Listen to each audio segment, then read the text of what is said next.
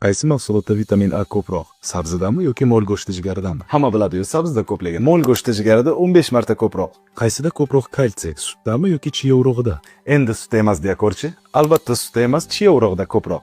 Qaysida ko'proq oqsil bor? Grechkadami yoki kinua? Grechkami?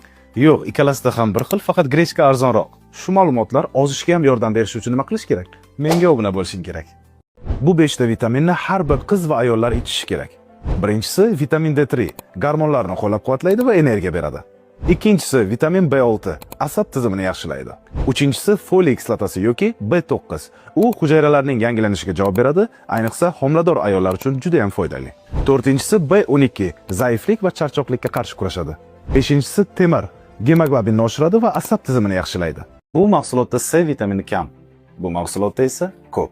Bu mahsulotda temir moddasi kam. Bu mahsulotda esa ko'p. Bu mahsulotda D vitamini kam. Bu mahsulotda esa ko'p. Bu mahsulotda kalsiy kam. Bu mahsulotda esa ko'p. Agar menga oldinroq obuna bo'lganingizda, bularni allaqachon bilgan bo'lardingiz.